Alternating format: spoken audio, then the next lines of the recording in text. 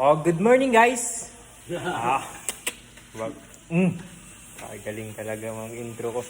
Oh, ngayon papakita ko sa inyo no kung paano tayo mag-cladding ng isang circular column no gamit yung kahoy or wood cladding. Kasama natin ngayon ang expert na si Gregorio Del Pilar. So makikita niyo ito guys. Yan. Yung pinaka-expert ito. Oh. Support niyo rin daw yung vlog niya na ano yung vlog mo, Greg? Papa Greg The Guapo. Oh, Papa Greg The Guapo TV.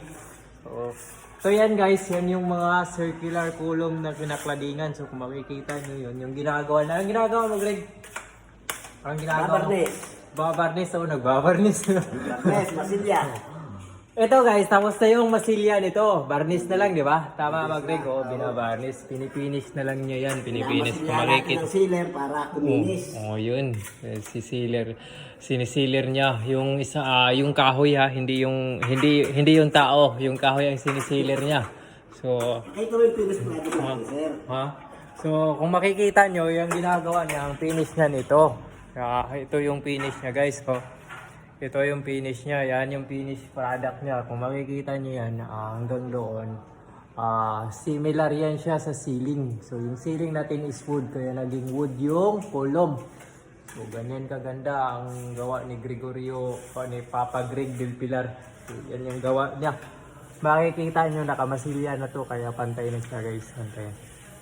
Una, kung paano siya ikabit, ganun yung pagkabit guys. So, kung nakikita nyo yung column na yun, yung column na yan. So, ganyan pagkakabit, ginagahit o kinakat yung wood ng maliliit. Tag 1.5 inch lang yan para mabilog siya. Pagkatapos nyan, pag napaikutan mo na yan, ang gagawin mo is ibabapin para maging pantay. So, tulad nito, naging pantay, nakabaping na to, nakamasilya. So, finished product na yan. So, yan yung ginagawa ni Gregorio Del Pilar. So, yun o, ginigera niya yung poste para matapos kasi pinapagalitan na siya. Ang hina kasi magtrabaho.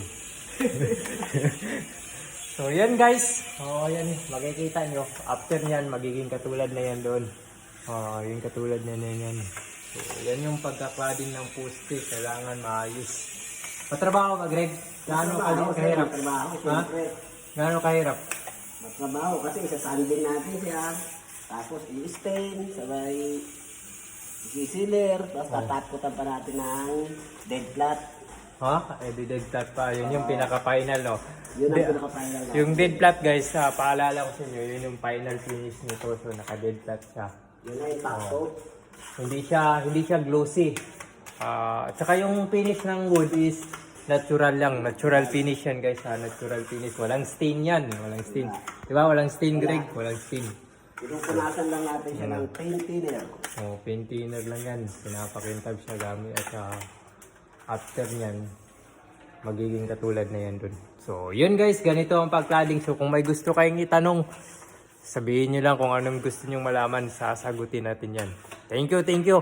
Please click and subscribe. Huwag kalimutan.